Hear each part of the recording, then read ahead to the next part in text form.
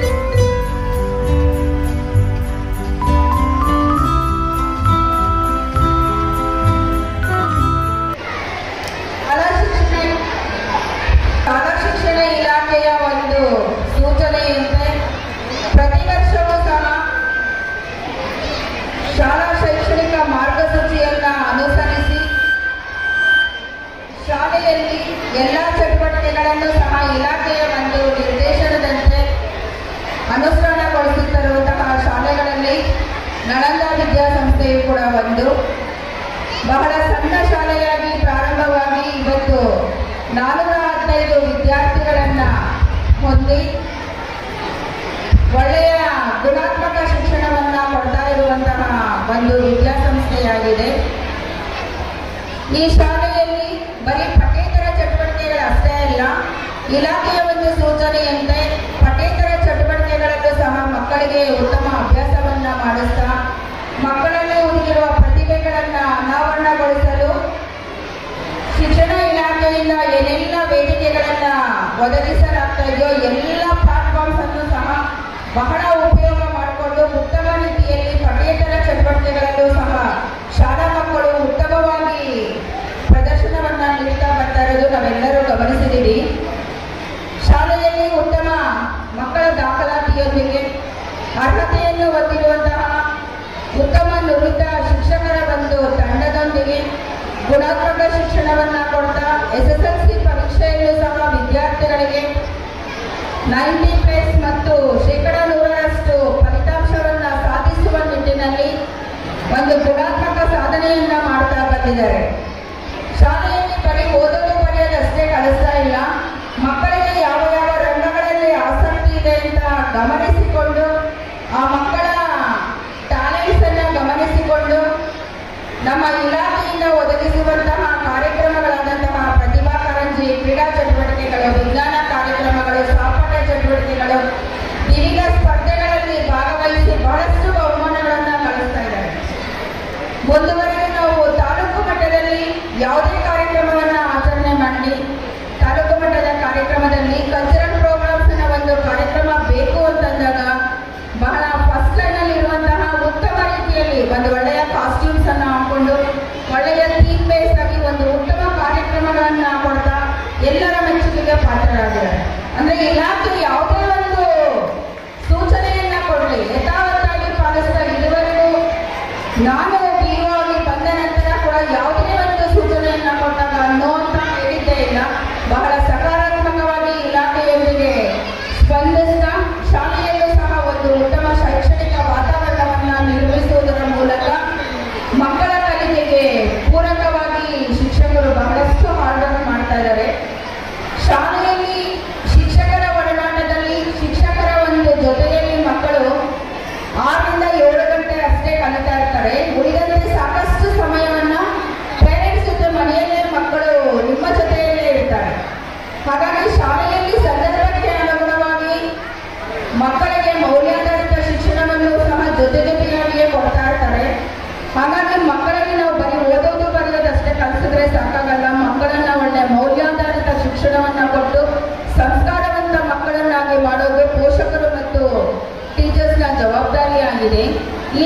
ದಿನಗಳಲ್ಲಿ ಹೆಚ್ಚಿನ ಸಮಯ ಮನೆಯಲ್ಲಿ ನಿಮ್ಮ ಜೊತೆ ಇರೋದ್ರಿಂದ ನೀವು ಮಕ್ಕಳ ಒಂದು ಚಲನವಲನದ ಬಗ್ಗೆ ಸಾಕಷ್ಟು ಕೇರ್ ತಗೋಬೇಕಾಗತ್ತೆ. ಯಾಕಂದ್ರೆ ಈಗಿನ ಮಕ್ಕಳು ಬಹಳಷ್ಟು ಮೊಬೈಲ್ ಅಡಿಕ್ಟ್ ಆಗ್ಬಿಟ್ಟಿರ್ತಾರೆ. ಮನೆಯಲ್ಲಿ ಟಿವಿ ನೋಡ್ತಾ ಇರ್ತಾರೆ, ಮಕ್ಕಳು ಅಲ್ಲೇ ಹೋಮ್ವರ್ಕ್ ಮಾಡ್ತಾ ಇರ್ತಾರೆ, ಪೋಷಕರು ಅಲ್ಲೇ ಟಿವಿಯನ್ನ ನೋಡ್ತಾ ಮಕ್ಕಳ ಎರಡೂ ಕೆಲಸಗಳನ್ನ ಅಟ್ ಎ ಟೈಮ್ ಮಾಡ್ಕೊಂಡು ಹೋಗ್ತಾ ಇರ್ತಾರೆ. ಇದರಿಂದ ಮಕ್ಕಳ ಶೈಕ್ಷಣಿಕ ಪ್ರಗತಿ ಕುಂಠಿತ ಆಗೋದಕ್ಕೆ ಬಹಳ ಸಾಧ್ಯತೆಗಳಿದೆ. ಹಾಗಾಗಿ ಮಕ್ಕಳ ಒಂದು ಶೈಕ್ಷಣಿಕ ಪ್ರಗತಿಗೆ ನೀವೆಲ್ಲರೂ ಸಹ ಮನೆಯಲ್ಲಿ ಹೆಚ್ಚಿನ ಟೈಮು ನಿಮ್ಮ ಮಕ್ಕಳ ನಿಮ್ಮ ಜೊತೆ ಇರೋದ್ರಿಂದ ಟೇಕ್ ಕೇರರ್ಸ್ ಆಗಿ ನೀವು ಮಾರ್ಗದರ್ಶಕರಾಗಿ ಇರಬೇಕು ಪೋಷಕರು. ಸಾಮಾನ್ಯವಾಗಿ ನಾವು ಕುಟುಂಬಗಳಲ್ಲಿ ನೋಡ್ತಾ ಇರ್ತೀವಿ, ನಮ್ಮ ಪಕ್ಕದ ಮನೆಯ ಮಕ್ಕಳು ಒಂದು BE ಸೇರಿರೋದು, ಒಂದು ಇಂಜಿನಿಯರ್ಸ್ ಆದ್ರು, ಇನ್ಯಾರೋ ಡಾಕ್ಟರ್ಸ್ ಆದ್ರು, ಇನ್ಯಾರೋ ಸಿವಿಲ್ ಸರ್ವಿಸ್ಗೆ ಸೇರಿದ್ರು ಅಂತ ಒಂದು ಕಂಪ್ಯಾರಿಸನ್ ಮಾಡ್ತಾ ನಮ್ಮ ಮಕ್ಕಳು ಸಹ ಅದನ್ನೇ ಮಾಡಬೇಕು ಅಂತ ಒತ್ತಡವನ್ನ ಮಾಡೋದು ಬಹಳಷ್ಟು ಕುಟುಂಬಗಳಲ್ಲಿ ನೋಡ್ತಾ ಇರ್ತೀವಿ.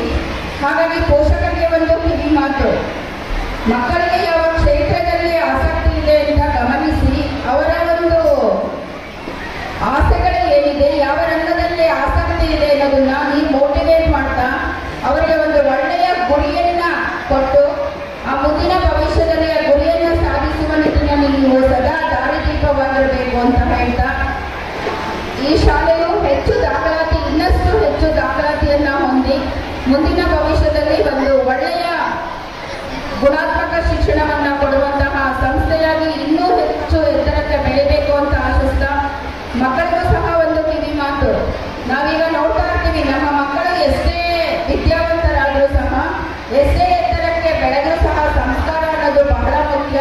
ಹಾಗಾಗಿ ಮಕ್ಕಳೆಲ್ಲರೂ ಸಹ ಪೋಷಕರು ನಿಮ್ಮನ್ನ ಈಗ ಎಷ್ಟು ಕೇರ್ ಟೇಕರ್ಸ್ ಆಗಿ ನಿಮ್ಮನ್ನ ಚೆನ್ನಾಗಿ ಸಾಕ್ತಾ ಇರ್ತಾರೋ, ಅವರಿಗೆ ಎಷ್ಟೇ ಕಷ್ಟ ಆದರೂ ನಿಮ್ಮ ನೀಡ್ಸನ್ನ ಫುಲ್ಫಿಲ್ ಮಾಡೋದಕ್ಕೆ ಪೋಷಕರು ನಿಮ್ಮನ್ನ ಚೆನ್ನಾಗಿ ದಾರಿದೀಪ ತೋರಿಸ್ತಾ ಇರ್ತಾರೋ, ಪೋಷಕರಿಗೂ ಸಹ ಈ ವಯಸ್ಸಿನಲ್ಲಿ ನೀವು ಅಷ್ಟೇ ಚೆನ್ನಾಗಿ ನೋಡ್ಕೋಬೇಕು.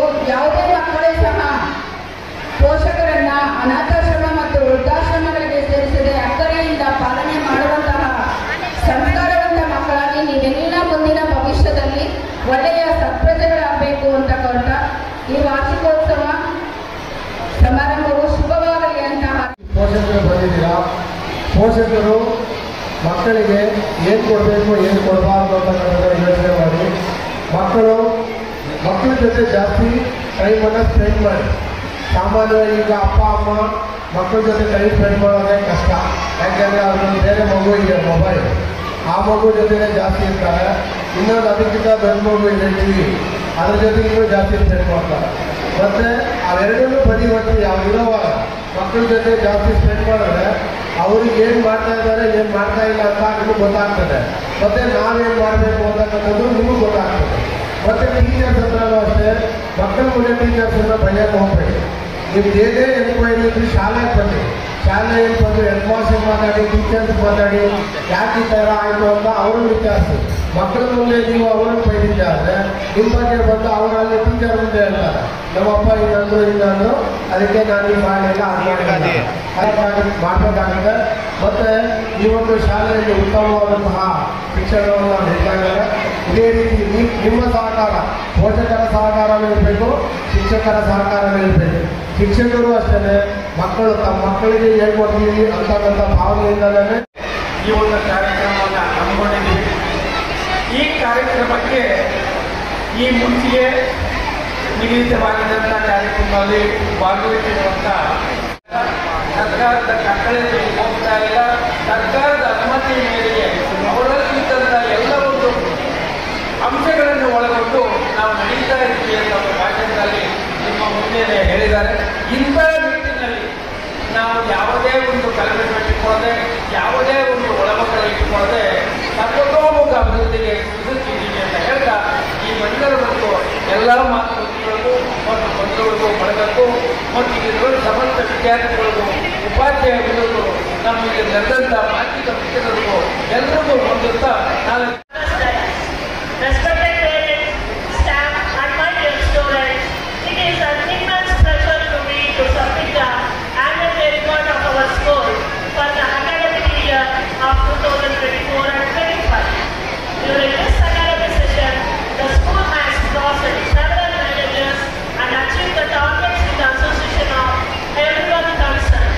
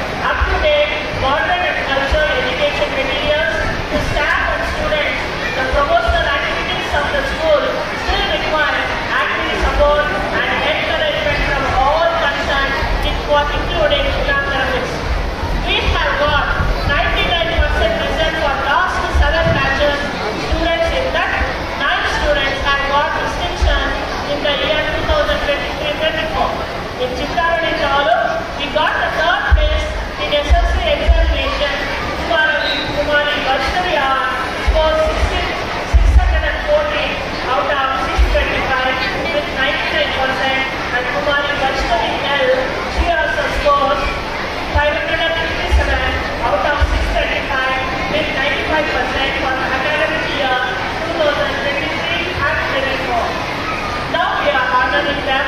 10th standard, 8th batch, 38 students are also going to take public examination this academic year 2024 and 25, March and April.